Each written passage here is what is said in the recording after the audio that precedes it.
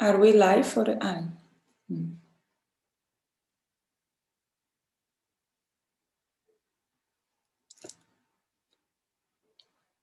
So hello everyone, welcome you. Want to welcome you to our presentation of the prototyping course at the Synthetic Landscape Lab of University Innsbruck at the department led by Claudia Pasquero. The course prototyping was held by Dr. Marco Poletto and me, Teresa Greskova. And we were looking at the photosynthetic membranes, at the photosynthetic membranes filled by algae medium and their applications. And we were also looking at the course at the different aspects of the prototyping of these photosynthetic membranes. We have 4 different groups, 3 will present today, and each group, each project was tackling at a different aspect of the prototyping itself, from looking at digital simulations to algae medium inoculation, as well as aeration system and robotic fabrication possibilities.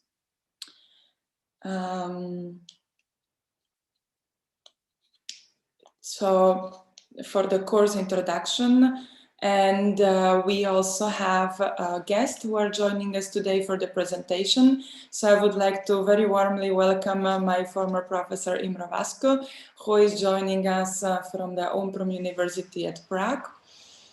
And I would like to welcome Lisa Brunner, who is our former student and assistant, and she herself was actually doing her diploma project thesis on the photosynthetic membranes, so she has a lot of input. And of course, the rest of faculty, Korbinian Enzinger and Maria Kuptsova, who you know, just to keep it short. I think we could start with the first project from Maya and Carlo. We are having the presentation through video, but I welcome you to introduce yourself and the project, and then we will open each project for discussion. Welcome to our presentation. My team partner Carlo and I, Maya, we worked especially on the simulation of those cushions, and we will show you a movie first, and afterwards we will have a little discussion where we can go back to some slides that you've already seen in the video.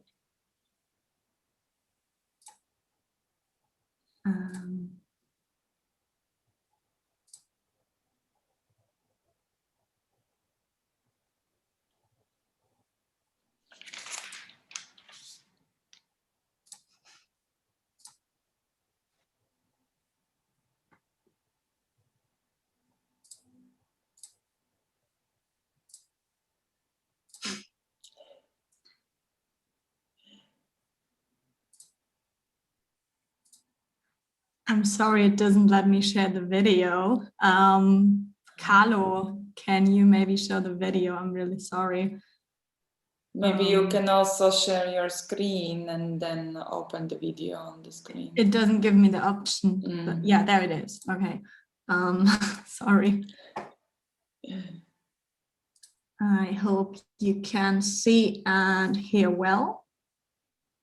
Photosynthetic algae membrane design requires detailed investigation on different aspects of the prototyping.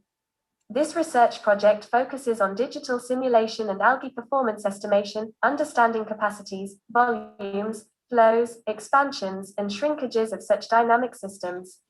By investigating different geometries, a catalogue of patterns was developed. All these patterns allow organic changes within large-scale applications such as facade systems. One of the patterns, variation K, was selected due to its geometrical properties for further analyses. The cushion pattern is rotated in order to create vertical columns to respect the verticality of the membranes and their possible installation. These vertical columns allow an easy algae inoculation from the top of the cushion for either biogel or liquid medium. The horizontal pockets connect the different columns, spreading the algae into a more evenly distributed pattern and generate blank spaces in the shape of rectangles that are not hosting any algae. Additional welding lines are created for the vertical columns in order to restrict the biogel or liquid from inflating these areas to extreme volume and tension, causing inability for sun to access the deep areas. Due to the larger volume, vertical pockets appear darker and horizontal pockets with lesser volume lighter. The digital simulation indicates that if the cushion is filled with 6 liters of biogel, the maximal inflation is at 24 millimeters thickness. Compared to filling the cushion with biogel, the maximal thickness for a cushion filled with 10 liters of liquid algae is at 40 millimeters. As the material of the cushion is not elastic, the cushion starts to contract and deform if it is not fixed on the edges. Filling up a cushion with biogel, the shrinkage on the not fixed edges will approximately be at 2 centimeters on each side. For a cushion filled with liquid algae, the shrinkage can be up to approximately 4 centimeters due to bigger pressure and therefore larger volume. By analyzing the solar radiation, one can notice that the cushion with biogel has no areas that are completely shaded, whereas the cushion filled with liquid algae has areas on the bigger pockets that are not as irradiated as the rest of the cushion, which can cause that the algae is not receiving enough sunlight for proper photosynthetic performance. These analyses indicate the additional restrictions of the welding pattern. To ensure a moderate inflation, controlling the pressure of individual pockets and limiting the shrinkage of the 1 by 1 meter square cushion is necessary. This research project is focused especially on the properties influencing the behavior of the cushion through digital simulations. Specifically, the inflations of the cushions based on material behavior, setups, and inoculation forces were investigated. The first digital analyses simulate a cushion which has fixed edges and its inflation affected by differing pressure from a to biogel or liquid algae filling.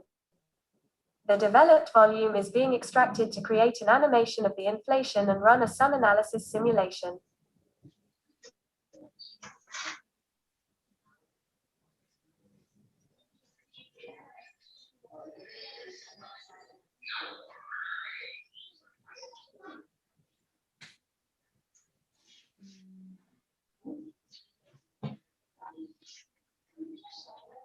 This physical experiment shows a cushion with a steel frame in order to compare its inflation to the digital simulation with the fixed edges.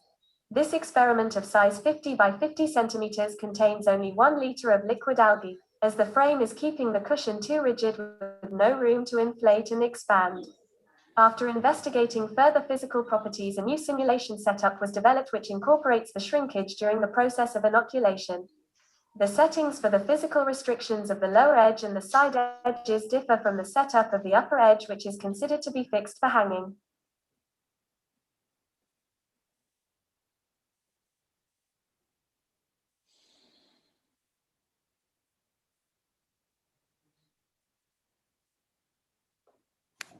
As part of the prototyping, different versions of this pattern were tested physically and digitally in order to compare the physical results to the digital simulations and adjust the inner welding lines for optimal volume inflation. This cushion was filled with 10 liters of green liquid to compare the inflation and shrinkage to the simulation. The final cushion is inoculated with 6 liters of biogel, which is estimated to be an optimal volume.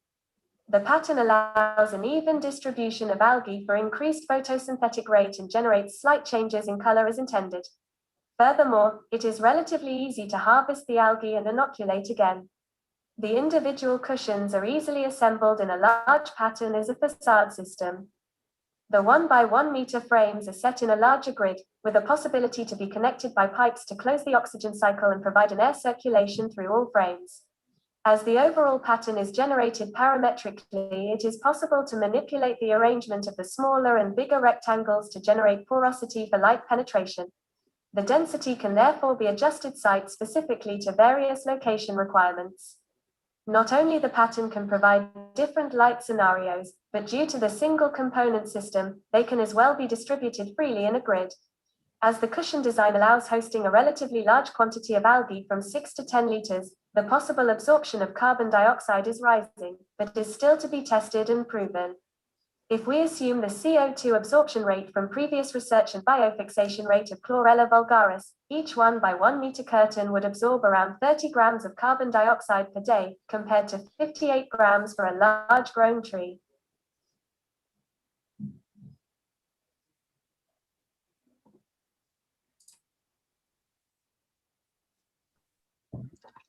Therefore, to say that we did these projects and compared them with our simulations, and that the simulations we had in the end are very comparable with the results we had in real life. So filling these cushions with the biogel and with the liquid are pretty much our calculations we got out from our simulations. So we can use them for other patterns too.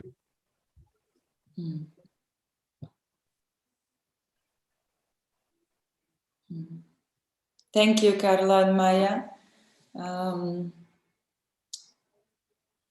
Is there anyone who wants to start with a comment?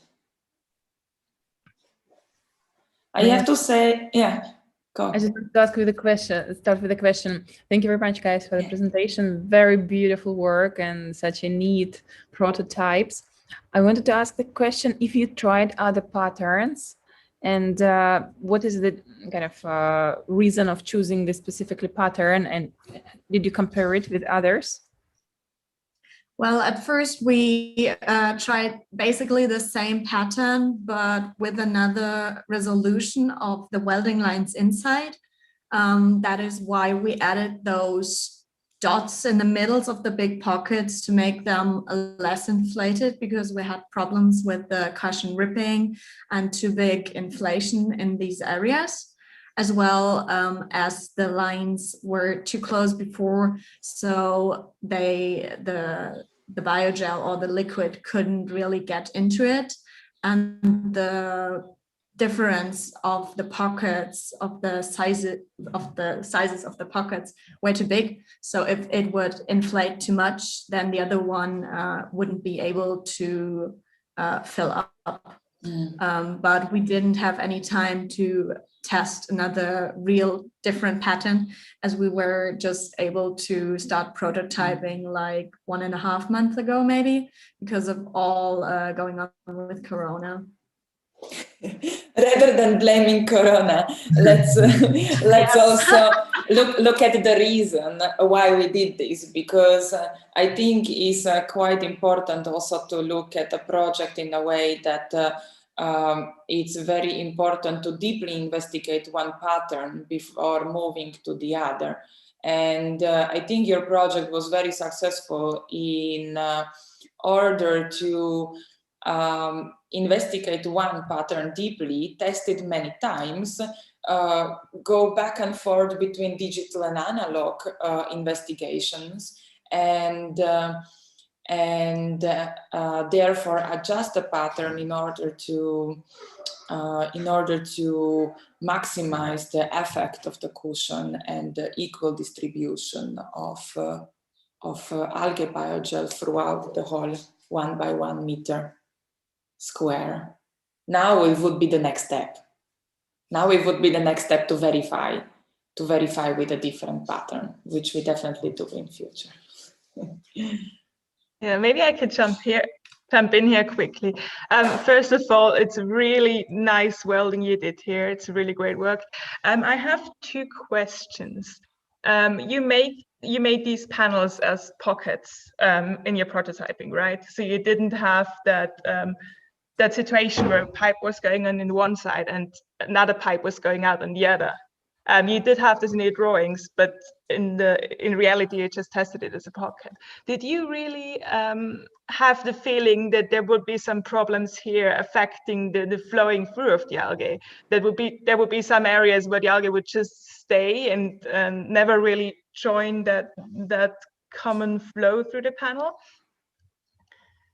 Depending on the pattern itself, maybe there's some areas, where it just might get stuck and stay there and until it dies, basically. I guess it's depending on biogel and liquid. With the liquid, we had a very good flow through the whole cushion, so really gets through all these pockets. With the biogel, it's of course harder because it's more dense and harder to getting through these cushions, as you can also see here on the picture, that the pockets on the right and left are normally connected in the middle, and you can see that there's not enough space to get like through and change. But with the liquid, it was no problem to get it through everything. Mm-hmm. And also, if you would just have a flow like from the top to the bottom, these you can't see my mouse, right? But these areas on the side wouldn't be really affected by it, right? But still, it's of course with biogel it's different. And another thing, you had this solar radiation study you did. Did you do this on a vertical panel, or did you have it tilted in some way, or how did you imagine it? Because it changes obviously. It was on a vertical panel, which was rotated southwards. Mm-hmm. So it would be different, of course, for other angles, but this is just like a view on the south and on a south-facing facade. Mm-hmm. I might have just a couple of information questions. How many projects like this? How many patterns we will see? We will see 3 projects today, and we have one more actually tomorrow afternoon, but 3 projects. And another one question, I love that system and this kind of project. Of course, the algae behavior is one thing. Another thing is the plastic bag. So my question is, according the plastic bag, for how long it can survive, or how often you have to change the plastic bag, or how often you have to change the biogel or liquid as a fuel? That's something that we didn't really have the time to investigate on yet. But also the other groups, I think, didn't have, like, that's a topic that was still free, as we had so many different in-between topics that everyone was focusing on. And we didn't have a group that was sadly, because I'm asking that because the geometry can very influence the behavior of the algae, or the how the plastic is organized, or the sustainability of plastic or sustainability of algae. So this was my technical question, not the question of your particular project and the beauty of the geometry and of course the beauty. Would be nice to have that animation how the liquids move through all those chapters of those plastic parts.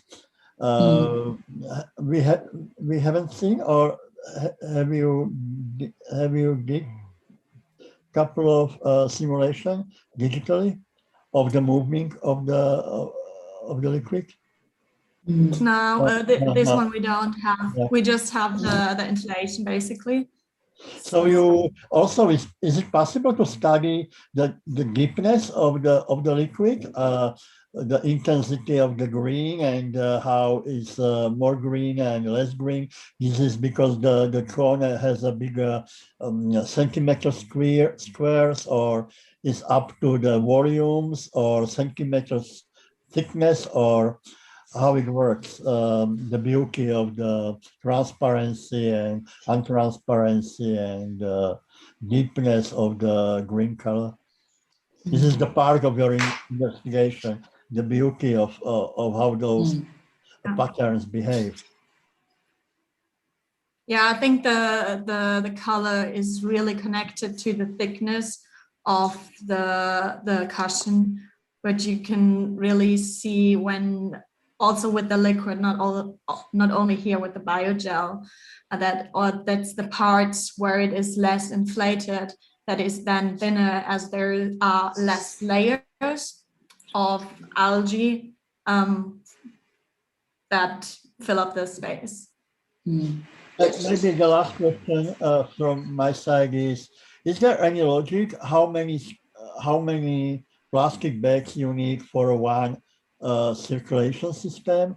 or is it open, or because the limit of 1 square is a particular measurement of one component. So how many components you can put together for one circulation system? Is there are there any rules for it? I think, like, for now, we concentrated all of our groups on a 1 by 1 meter. Yes. But what is the innovation that your group brought to what is the innovation or the originality? How does this project characterize from others that have been done in the same way? And how do you relate? I'm a little bit concerned because some of the questions that were posed are questions that have been already resolved by others. And I think when you design, it's not a question of simply making an exercise or a test. It's a question of knowing also what you're doing. And how do we go from there? So how do you refer to what exists as a base knowledge and then you do something else? Because all question of how long the bioplastic can be used, which type of plastic can we use, they are all questions that have been investigated already, and there are also paper and articles on the subject. So then what is that you bring a step forward? How is this a project rather than an execution of an exercise? How do you differentiate it? What did you learn from this? I think we learned a lot by prototyping and then jumping back and forth between the prototype and the simulation, trying to get the simulation of the cushion to be more precise, of having different setups of the simulation, having a simulation that can fit, that can simulate inflation with the fixed edges, that can show how much the shrinkage of the cushion will be and how different, like, you actually, if you look at the old inflation from the cushion that we tried before that didn't work so good, if we would have had the simulation before, we probably would have already seen the problems that we had then in the prototyping. So I think that's a good step forward, that you can already find some problems that you might have during the prototyping while simulating. So I think this is a very good answer, right? I think this is exactly what you guys have brought in. I don't think the presentation highlighted this enough. In a sense, the way you presented your experimentation and the conclusions, they're way too open and generic, and I think for people it's difficult to realize where your key innovation lies, and also what are the design opportunities that this offers. Because I think something very interesting that you have discovered and investigated is the fact that, of course, because we are working with a membrane that is filled up with liquid and there is pressures and there are tensions, the whole system is inherently dynamic and responsive, right? And so if you learn how to draw, describe, and then eventually also control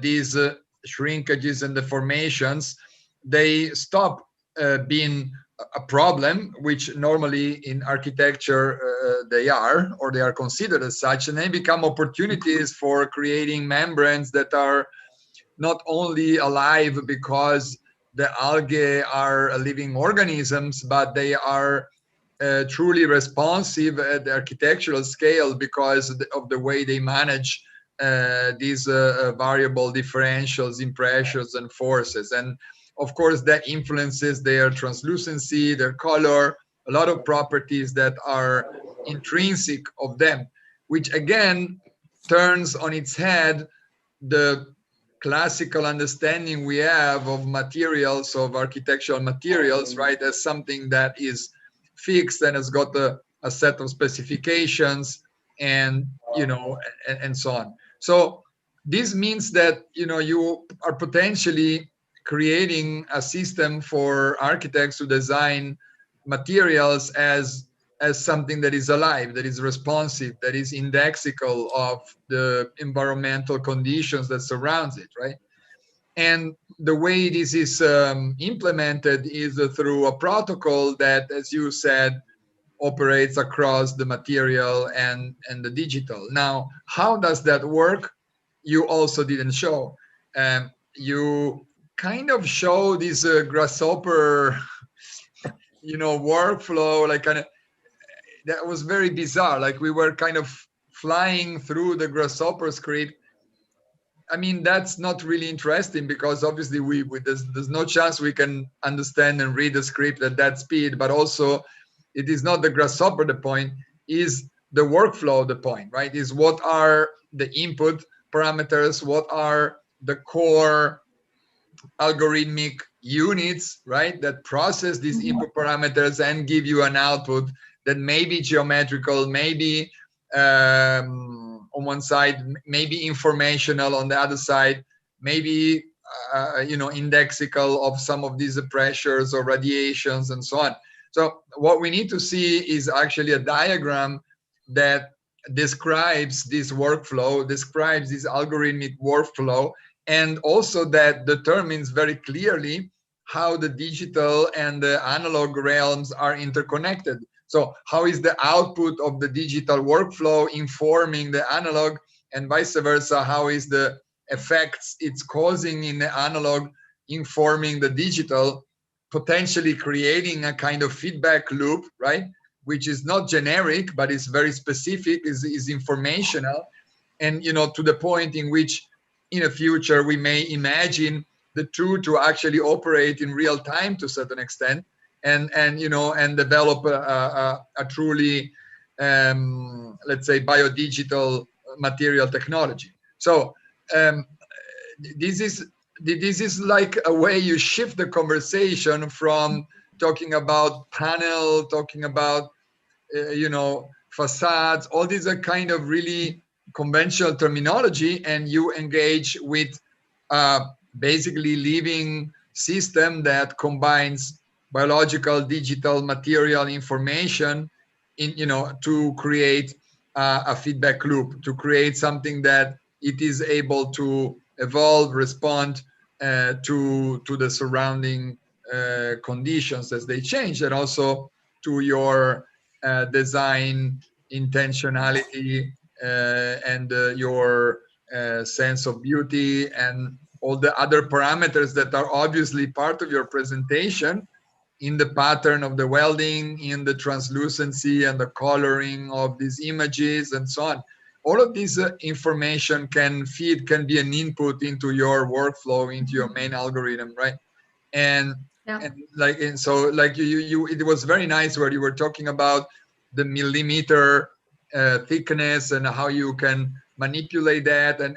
But then if you look at this picture, we know that the millimeter thickness, they translate into visual qualities, right? Into gradient of colors, into this, and so that is fantastic. All of a sudden you have a material that expresses the material intelligence into its beauty, into its aesthetic articulation.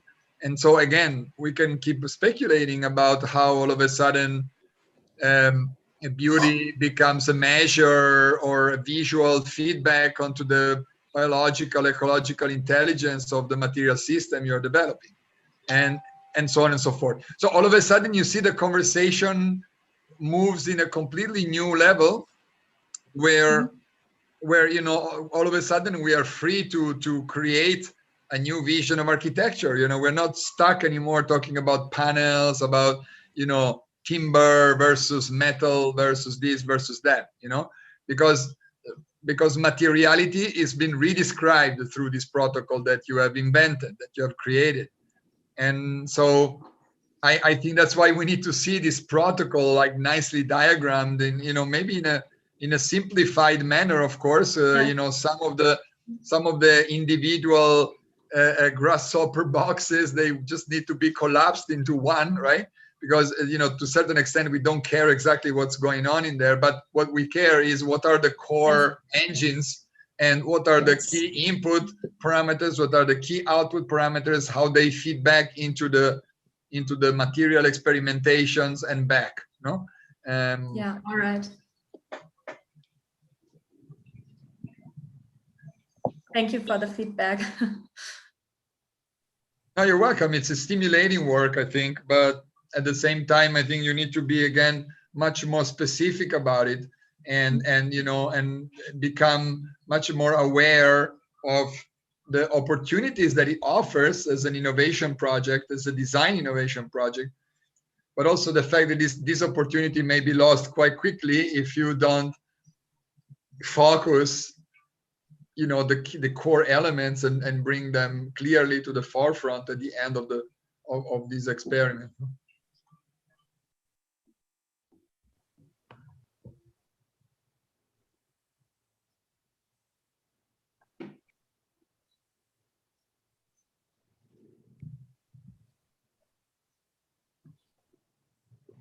Yeah, maybe I would just add to Marco's words that I would suggest to all of you guys at a certain moment when you work on the project, try to stop at a certain moment, especially at the end, observe what you've done and think how you discuss it.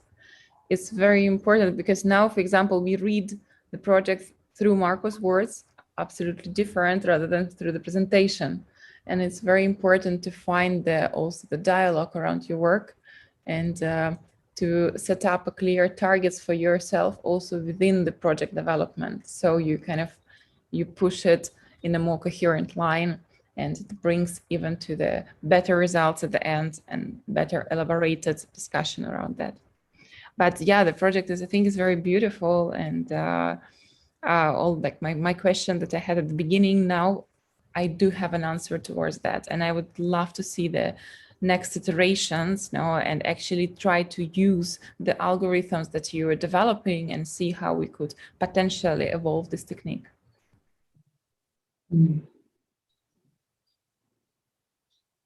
Thank you, Maria. Thank you, Marco, for the comment. I think we are about the time to shift. So if there are no further comments, we could move on to a next project.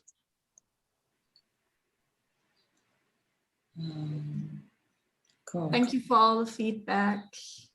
Thank you. So for the next project, we will have Valentina, whose focus was on the aeration of the system, but you can tell us more, Valentina. Yeah, hey, I'm Valentine. As Theresia just said, I was focusing on introducing air into the cushion. And yeah, I think I'm going to show you the video. Hopefully it works.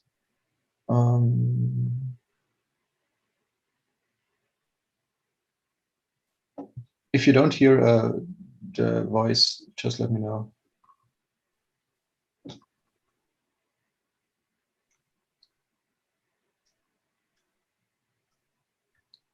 I think it's coming without a voice. Okay. Let me try again. How do you share the voice? There is a tick, share computer sound. Oh, okay. I think maybe now. By basing the geometrical pattern on Voronoi cell structures, the cushion gets divided into smaller, compact pockets with a variety of sizes and shapes.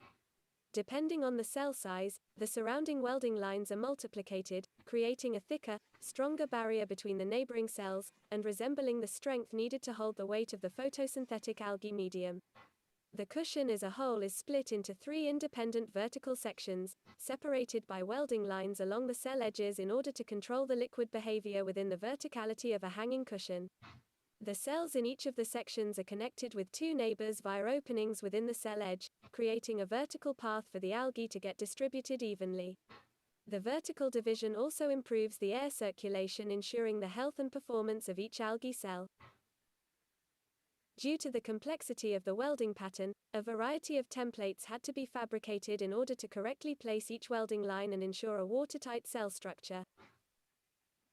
The cushion acts as an air cleaning system via oxygenic photosynthesis. Air inlets and outlets are specifically designed for entering of polluted air and release of the oxygen in order to ensure the maximum performance of such a bioreactor. The inlets are customized 3D printed components at the bottom of the cushion, shaped like the individual cells they are replacing in each of the vertical pathways. The air inlets are placed between the two layers of the cushion, ensuring watertightness and avoiding leakages. On the contrary, the air outlets are built in a slightly different way for them to have a multifunctional purpose. They consist of multiple parts with a possibility to remove the cap during the inoculation process, allowing the cushion to be filled while hanging. If using biogel, instead of liquid medium, the inoculation could be done with a compressor pushing the biogel inside through a pipe. The removable cap acts as a sealing system by blocking the biogel from escaping but allowing air to travel through freely. By simulating the inflation of the cushion, the amount of biogel used for the inoculation could be calculated and an educated guess for the real-world experiment was made. Due to large pockets and therefore vast amounts of biogel being contained at one place, the cushion experiences a certain amount of deformation. The system is liquid, fluid and alive and therefore requires a certain amount of flexibility, allowing the cushion to shrink, but at the same time keeping a high performance of the photosynthetic system in the vertical position. A metal framing has been designed. The metal frame is connected to the cushion via metal springs and multiple holes along the edges. Those springs allow the cushion to change the grade of deformation during the inoculation process and at the same time preserve its stability and overall dimension. For larger applications, the cushions could be arrayed in a grid connecting the air outlet of one cushion with the air inlet of the next one, creating a chain of air purifying membranes.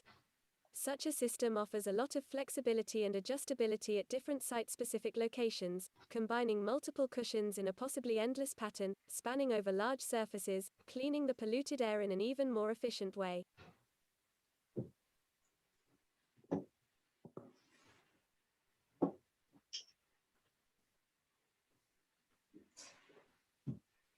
Okay, I hope it worked. Yeah. Can you share your slides from the PowerPoint so we have something in the background while we comment? Oh yeah, sure. I can. Maybe this video. It's quite nice. Yeah.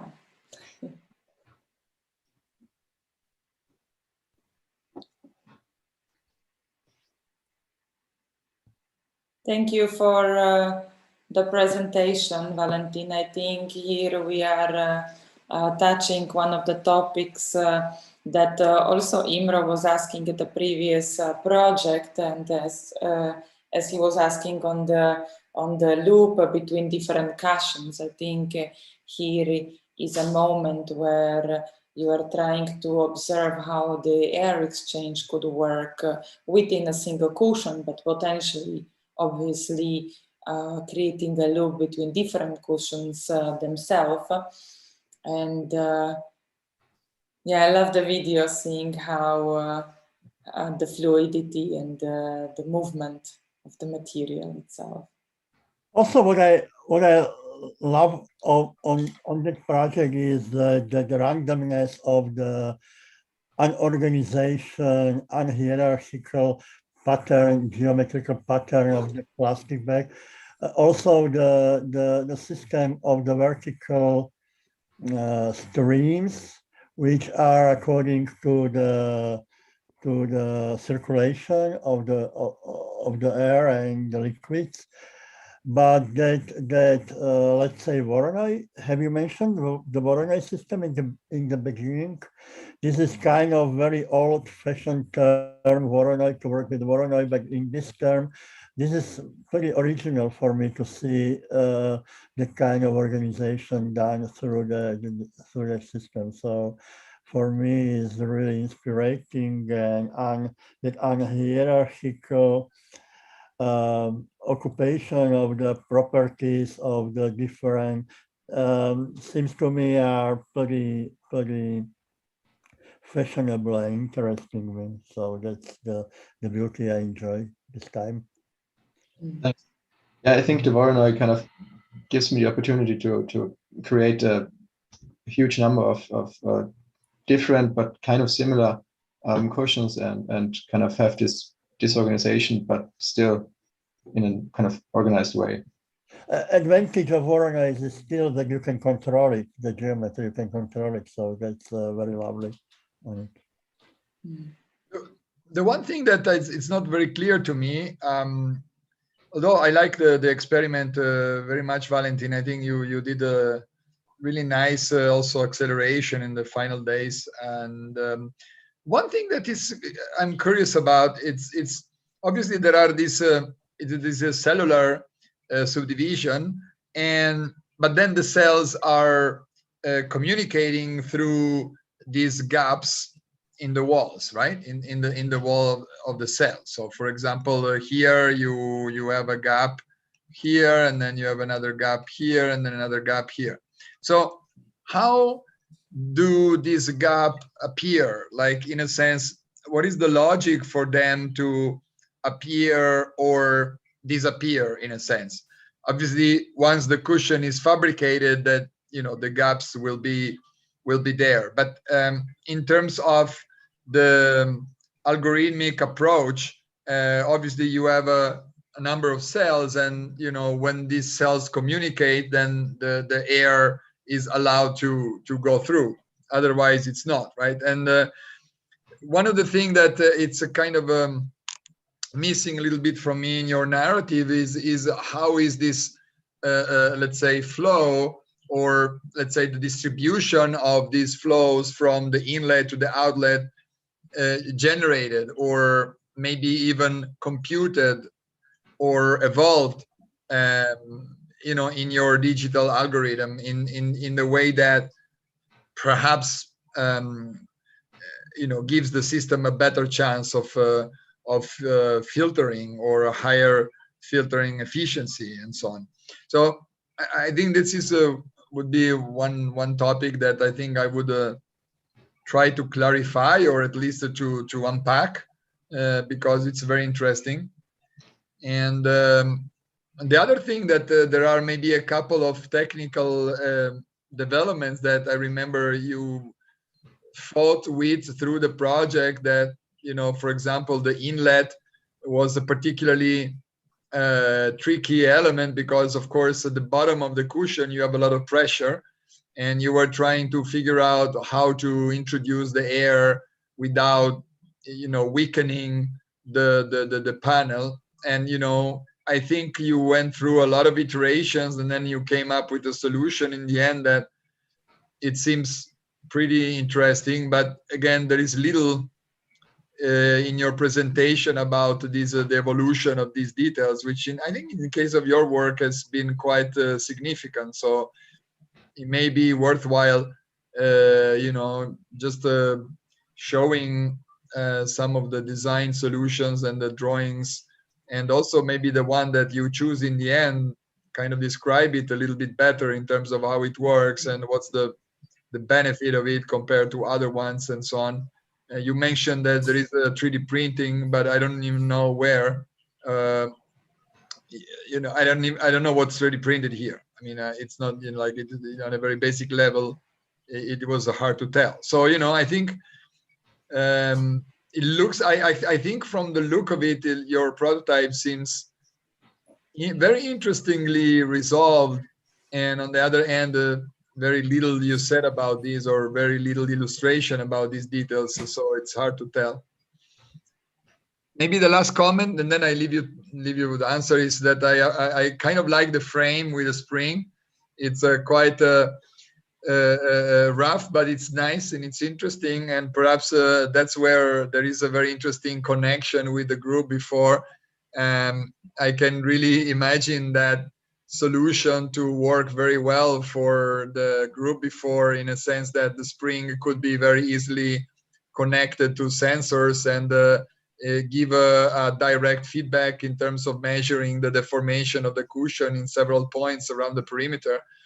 And so again, that is what I like about this way of prototyping. You know, that frame is not meant to be the final solution of a technical model, but on the other hand, it becomes a thinking tool and a way of organizing information in space, of creating connections between different systems. And, you know, again, I think in the previous project, it wasn't as clear how the frame was, you know, mapped or constrained or measured, but despite being a very important topic. So I think this is nice also for you guys to exchange on this level and see how one element eventually affects the other, and how perhaps you can, you know, combine some of these discoveries. But Valentin, maybe just a few more words about this question would be nice. Yeah, to the first question, I split the cushion in 3 parts, 3 sections, and used the kind of shortest connection between the top and the bottom to get those. Can you just show a drawing for this while you're talking? Yes. You have this in your PowerPoint. I was already, yeah, hoping you can. Yeah. And I connected the cells in a way that the air is not forced to go downwards again. So it kind of gets introduced into every cell, and yeah, there's a nice path to the top. And the connections are, or the connection between the cells are based on the cell size. The smaller the cell gets, the smaller the connection gets, up to 3 centimeters. That's the minimum. So I kind of have room to push biogel through, but everything over the 3 centimeters is based on the cell size. And, for example, why not having a gap here, or perhaps a gap here? Well, because I had those shortest walks or shortest distances from those points, so I had those. I draw here. I mean, there is no right or wrong here. I mean, just what I'm saying is that it would be interesting if, rather than imposing a kind of zoning logic, let's say, to the portion of your cushion, you could explore a more algorithmic logic that may lead to a series of simulations of alternative cushions that, you know, where gaps open up and close depending on, you know, changing conditions of pressure, of insulation, of growth, and so on. But really, as a way of trying to explore this cellular aggregation as something that is much more fluid and kind of open to different possible solutions, right? That I think would be kind of fascinating take on the way these partitionings happen. Yeah, yeah. I think it's. I think I'm quite forced to kind of have this vertical split, so it's not that possible maybe to kind of have this random left to right going path through the cells, since the air would kind of get stuck at one point or kind of skip certain cells. So I think I have to have this vertical split. In a way, I will just jump in. We had a lot of discussion with Valentin on this. Of course, there is no right and wrong, and I think it's you were also, or you had this feeling that you are forced to split it because you were given the limitation of 1 by 1. Maybe if your cushion side was 1 meter by 3 meter and it would already have this kind of verticality, you would feel more confident in working with it as a whole stripe. But however, I kind of also enjoyed this splitting, because we can see almost 3 different test beds in one cushion. Now we see 3 different settings in a way, and we can maybe even map different behaviors within each of these moments. Regarding the openings, I remember we had this previous discussion already with Marco, and you were doing this kind of parametric division based on the length and so on. And then we were testing, and it was we were facing a little bit of problematics with the airflow and the gravity of the cushion. It's say if you have a hole here and openings all the way on top, the air would just find its sort of shortest way up, no? So in a way, I kind of like that you now try to find this kind of snake way of forcing the air to actually really enter each of the Voronoi cells, no? Which was not happening on the previous tests. So manipulating a little bit the opening of the cells now in this stage of testing allow you to really ensure that the air flow through each and every cell. Of course, having in future more automated system, like Marco was mentioning, the valves or the gaps opening and closing based on pressures and the properties that are happening in time through sensor technology also might be maybe a next step for further investigation.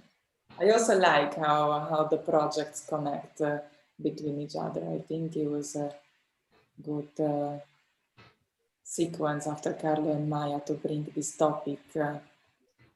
Yeah, if I can jump in. Okay. Oh, sorry, I will be short. Go first. So I just wanted to say that I also like a lot the project, and visually especially, I don't know, I think this connectivity of the different cells is really beautiful.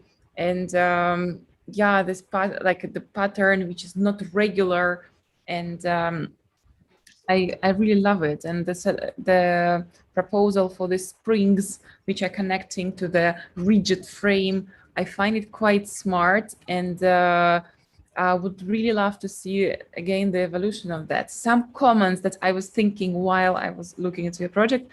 Sorry, I will draw a bit on your drawing. So when you are running the circulation of the air, maybe the simulation might help to not have this kind of spots where the air actually doesn't go. Now there is, especially when we see the physical prototyping, we see that basically the air tries to find the shortest walk through all our volume of the material. And the simulation would be nice, specifically if we could simulate the density and the liquidity of the material. Because if you at the end, you don't work with the liquid. If you would be working just with a liquid algae, yeah, that would work probably. But here you are like, because it would have a tendency to kind of move more and to bring the oxygen through the panel. Since we are working with this material, which is more jellified, it's more rigid. So the property of algae is changing. And then we need to really think how we are tackling this type of material. So I was thinking that it would be nice to introduce the research first on the material, like of this algae gel itself first, to understand how you deal with that in this type of work. Because I think with liquid algae, that would perfectly work. And here, no. And then with the idea of this strings, that's super beautiful, I was thinking that maybe a nice evolution of the next steps would be of the kind of the population of this panel, to maybe not go to the square, but then start thinking how does this distribution of the different cells start to affect also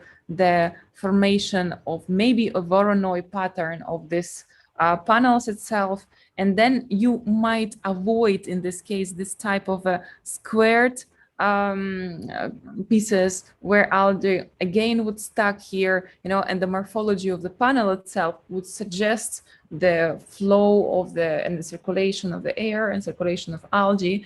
And then also the geometry of the facade system would be kind of evolving with a similar algorithm as the distribution of the different cells. But nonetheless, it's really beautiful work, super neat. The welding, everything, we know how hard to do that, and so also amazing to see physical prototyping. We probably miss that so much. It's so good to see not only the drawings, which are good, but the fact that you achieved some prototyping is actually amazing. So thank you for the presentation. What is 3D printed here, by the way? I still don't know. Oh, wait, I have the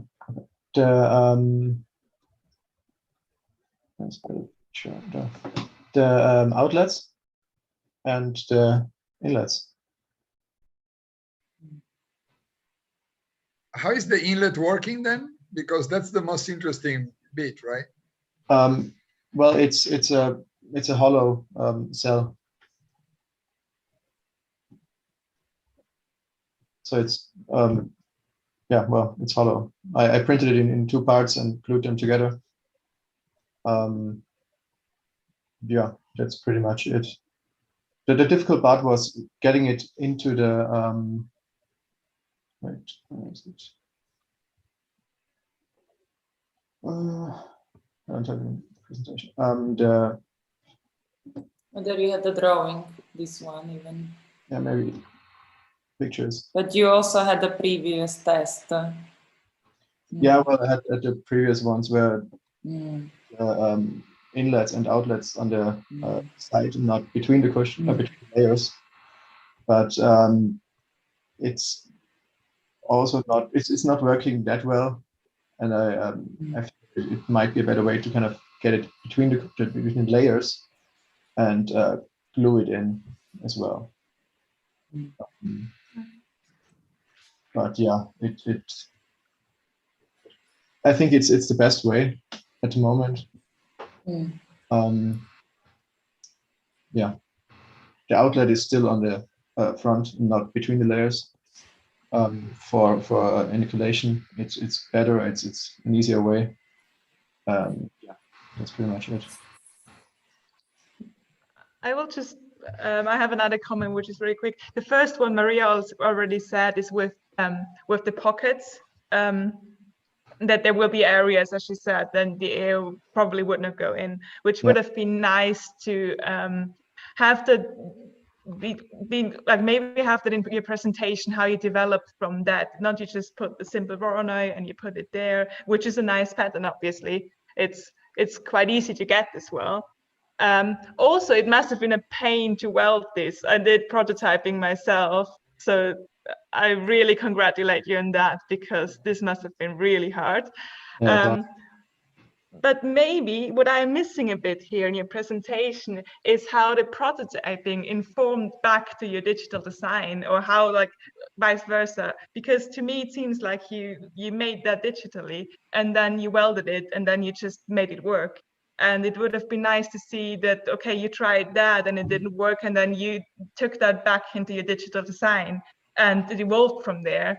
And maybe it's there, I don't know, it just wasn't there in your presentation. Yeah. Thank you. Sorry. No, but I just wanted to say it's really great to have that scene with the air as well. It's a really good topic, because sometimes what we're missing with microalgae is air is a really important factor here.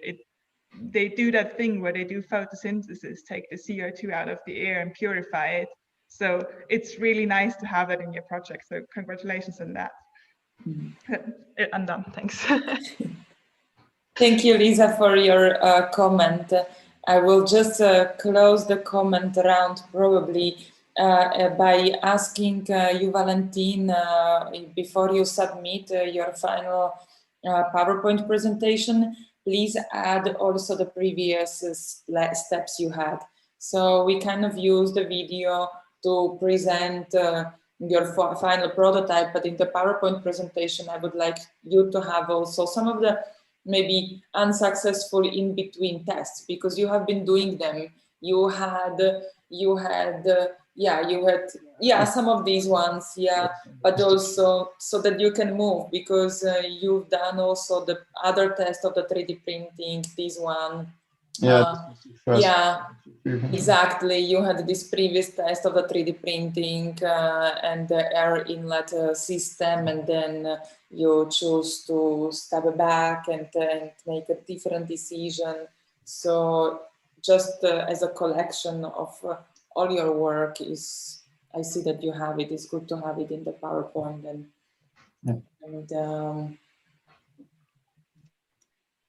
Yeah, thank you a lot. I think I really want to also congratulating you on speeding the topic. I think you made a lot of progress by the end of the course, and I saw a lot of enthusiasm, and I really appreciate the way you try to work with the project compared to our last reviews maybe that we had with Marco a few weeks ago. In these few weeks, the project completely changed, or not change, but evolve. Obviously, the Voronoi pattern that you have is really beautiful to see, sort of, as also Imre was saying, unorganizational and hierarchical, uneven pattern distribution through the limitation of your 1x1 square. But on the other hand, you yourself realize that this brings a lot of challenges. But I'm also really happy to see that you take the challenge and you try to resolve the challenge by going back and forth and trying to eliminate or trying to navigate the airflow through such an uneven cushion. Obviously, it would be completely different and much easier for you to change more regular pattern. And that's why your project is also such a good example for experimentation in my eyes. Good. Thank you so much. And we can move to Claudia, our last presentation, who look more on the digital fabrication opportunity or possibilities towards future, and also on the understanding of multiple weld lines. But she will tell us more. Hello, everyone. Thank you for the introduction, Teresa. I will share the video.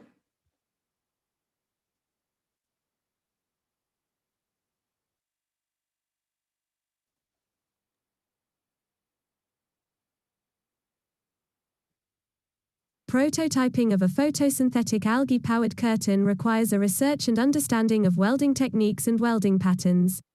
This research focuses on a new approach on designing a pattern, but rather than speaking of a pattern, we could also speak of a welding system. Examination of the welding pattern in this research is beginning with a grid. The grid is subdivided based on attractor points, creating different levels of density, generating more variability in the pattern, with a potential to be adapted for different needs of algae density, distributed throughout the membrane. The welding lines are based on a fibrous pathway system. This creates different line weights, due to partially following the same paths along the grid. If paths with more thickness are reinforced, the welding lines create stiffer areas, like a welded surface.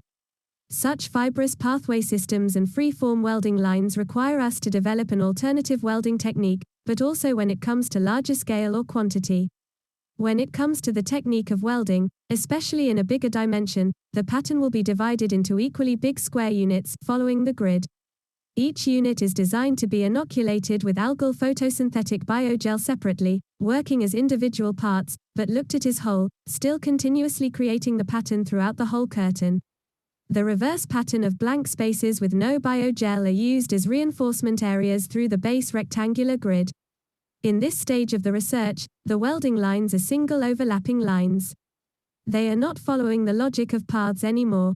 They could be described more as single segments, which are attached to each other. To go deeper into the configuration of the path system, an area of 90 by 90 centimeters was chosen to take further steps in post-rationalizing the pattern. As a starting point, there is the fibrous network. For welding machine techniques, the pattern must be adjusted to their requirements and limitations. Therefore, the network is simplified by transforming it into rationalized single pathways. One important limitation is, also in terms of efficiency, not to weld over the same line multiple times. Further, in reality the line weight would not increase by just repeating the welding of overlaying paths. An algorithm, developed for this cause, is offsetting the paths step by step in order to prevent overlapping and consequently creating different line weights.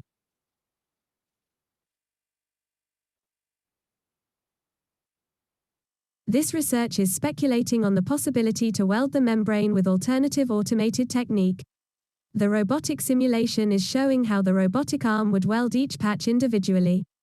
The importance for further prototyping research lies in the kind of tool that the robot would use to fabricate curtains with a curved welding pattern. The idea was to imitate the robot to test tools that would possibly work for this operation.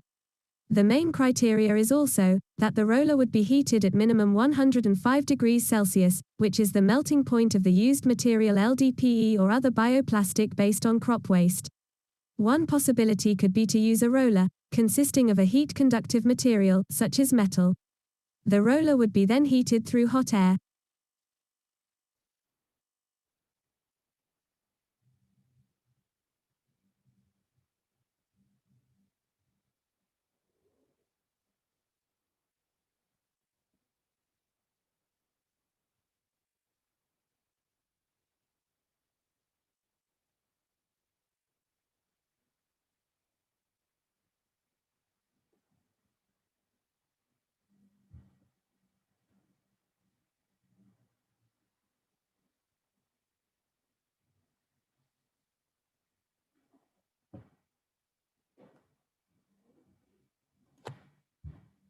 Thank you. Maybe to conclude, I would like to say that the research, it's in this stage, yeah, it's more focused on this welding technique, but of course there are still unresolved subjects or matters that, like, the other teams have put their focus on, like the inoculation of algae, or like where to implement or where to locate it in throughout the pattern. Thank you.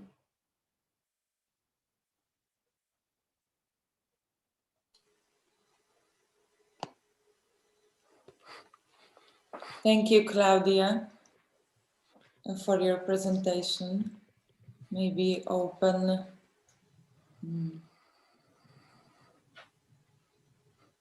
Maybe I just jump in here, like because the three projects I really like, that all of them are like completely different. So to me, it seems like if they would be combined to one project, it could be like one amazing biocurtain that is basically capable of all these functions that you were describing. Kind of the first team talking about the shrinking process, the second one like more the aeration system, the third one then the production of the biocurtain itself. So I think in this sense, the combination of all three would be the ideal biocurtain, like in my sense. But yeah, I really like also the way you simulated the paths in that sense, how they kind of create this network based on the logic that you created. It would have been nice to see how this could actually work. Like I can kind of imagine, like with this metal, like this heat conducting material, kind of having a roll that's kind of welding these parts together. But I could imagine that in real life, this could be. Corby, you mute yourself. Sorry, spacebar is muting. Yeah, I don't know where you lost me, but did you do some material experiments with it, like how this welding could basically work? Like, of course, not with the robot maybe, but like just like a sample experiment? No, actually, because I was trying to gather like material or the tools for this, which then in the end I had no time to do so.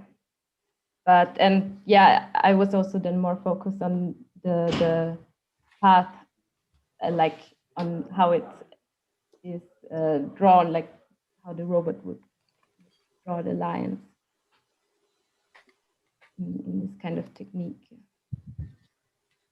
Yeah, no, I think it's if I can just jump in, I think it's I really like the way you presented this, also the way you talk about it, and it's, you know, in some parts, you know, it's you're able to abstract it to the level in which it becomes really something more, you know, than you know, simply just welding plastic, and you're hinting a different type of material, you're hinting different type of technologies.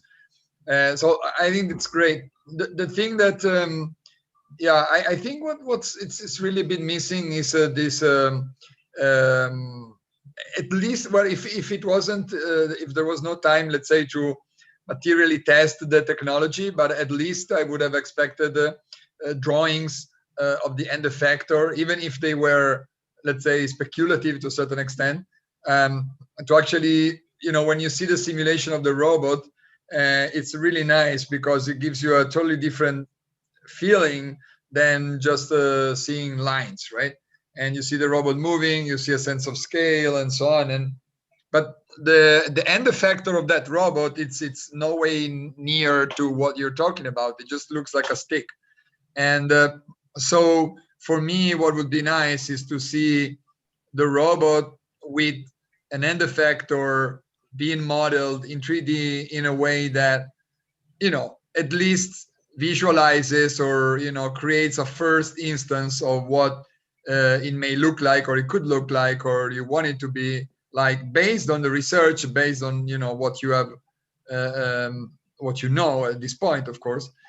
But that will also inform more the way the arm moves, which again, I think is the point of the simulation, because of course, one thing is following the line. But for example, if you're using a wheel, then this wheel needs to follow the line in the direction of movement. So at some point you have created filleted curves, right, in your diagrams. And I suspect that your idea is that these lines are not doing corners, but they have this fillet because you're imagining the wheel to kind of turn around, for example, right? And so, for example, for me, it would be really nice if this simulation of the robot moving also has, let's say, the end effector model, and let's say the head of the robot, you know, kind of turning around, you know, as the robot moves, so that, you know, we get, you know, again, a much more realistic impression of what it would be like, but also we again get to see all these kind of beautiful effects that emerge from such a technique. The other thing is the main point of your project is in a way the issue of scalability for complex patterns. And again, I think this is very interesting. Maybe you can mention it, you can argue for it a little bit better. How does robotic technology in this case enable to scale the project in terms of its dimension, but also in terms of the production rhythm or regime, you know, how many panel can be produced in a unit of time. So again, this simulation we see at the end, it's kind of mute. I mean, I can see that, you know, you can more or less tell the scale because of the size of the robot, but even that we don't know because we don't know how big the robot is.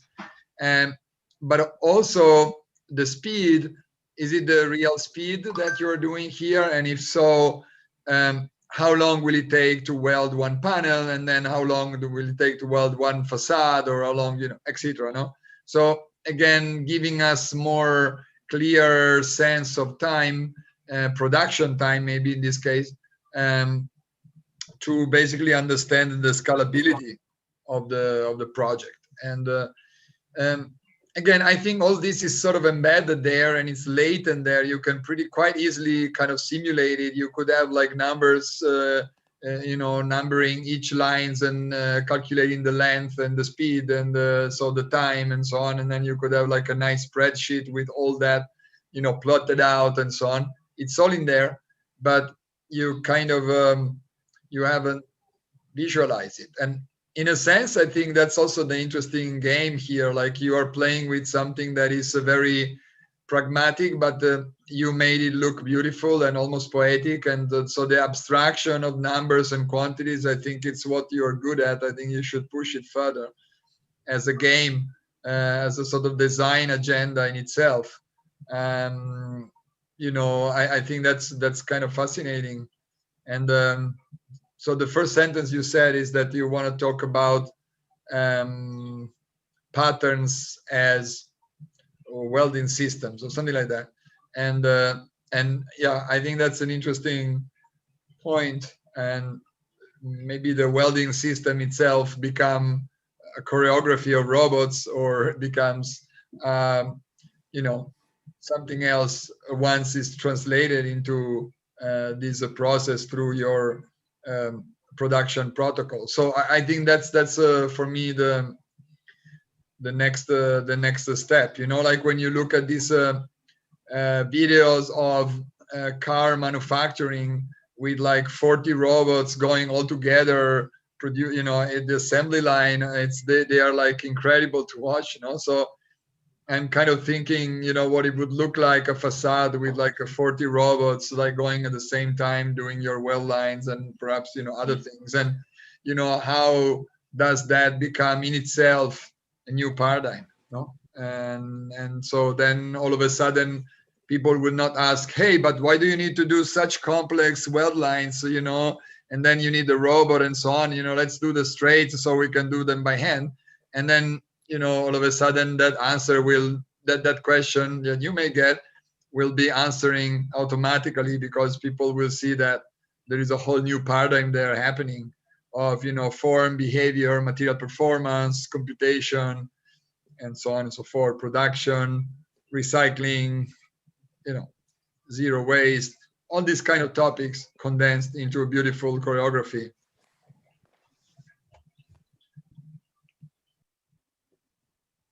Yeah, thank you.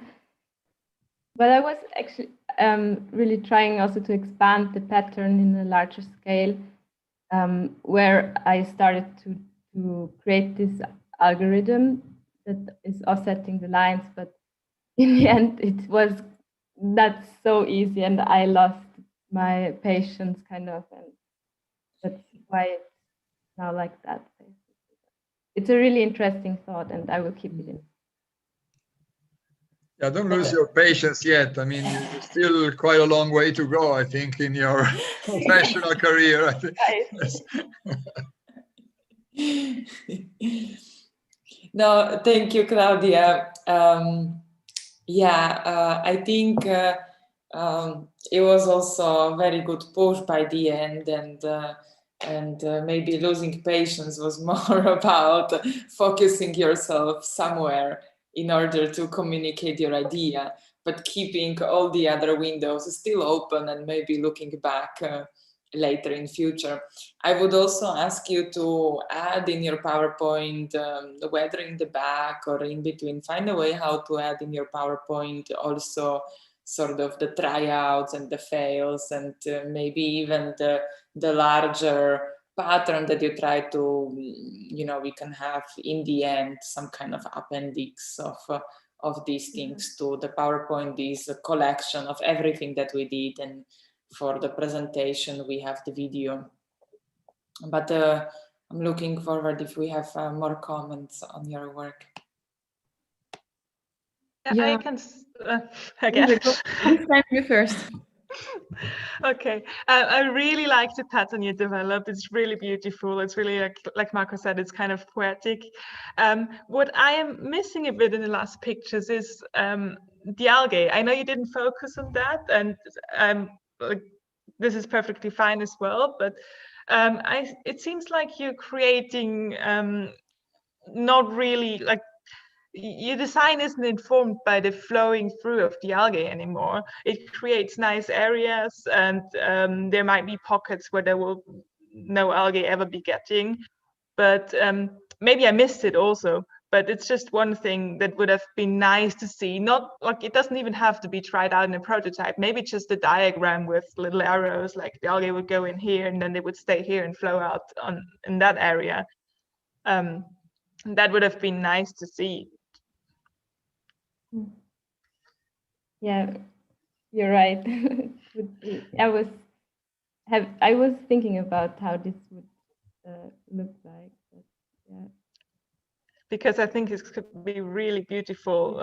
Like maybe completely different to the other two projects, because there probably wouldn't be like these certain pathways going through. It's more like build up areas with algae. So yeah.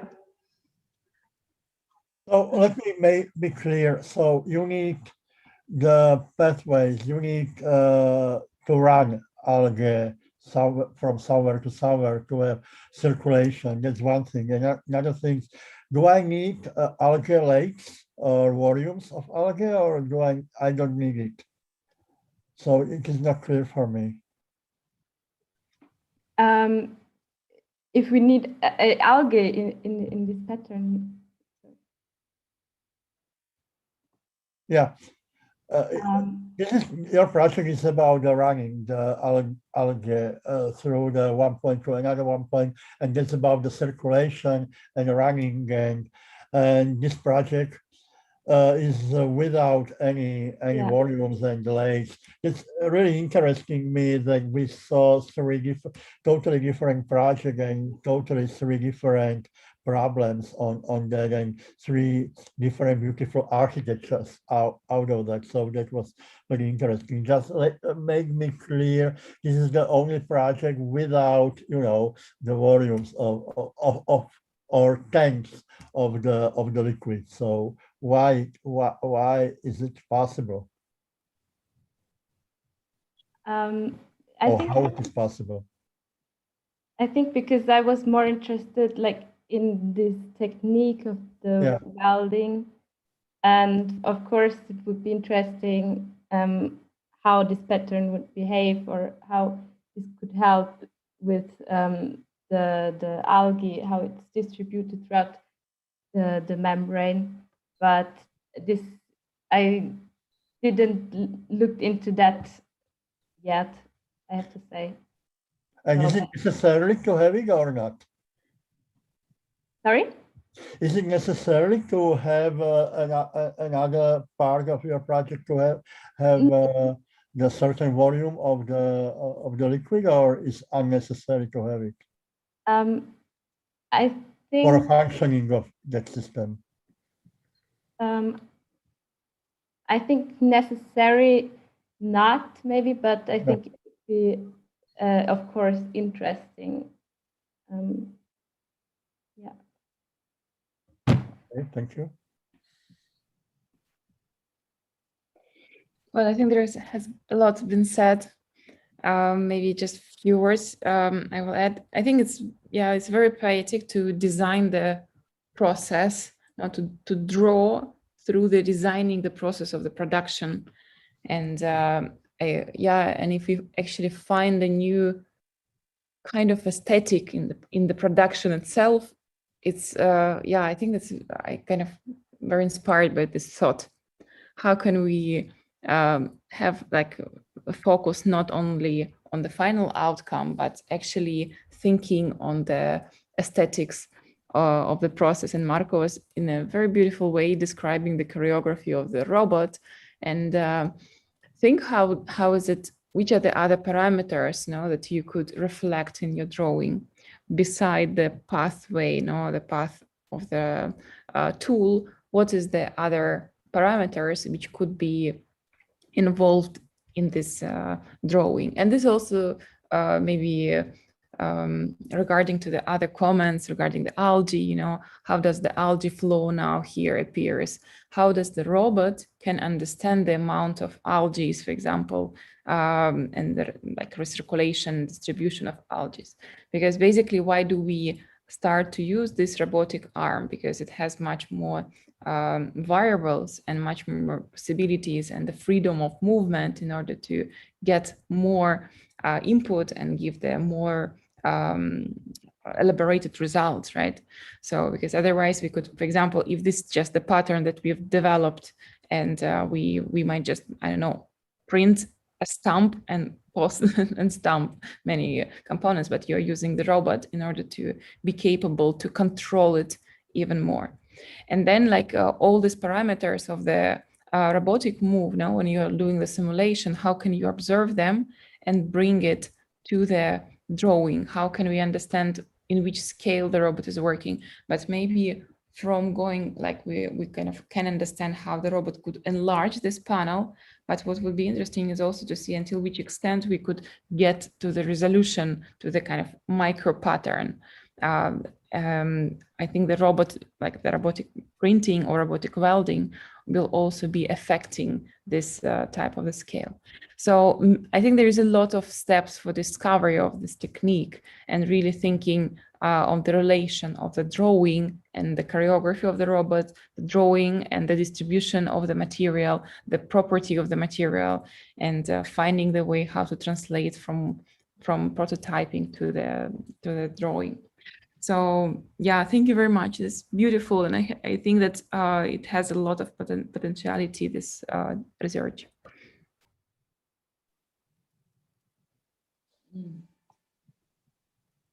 Thank you, Maria, for the comment. I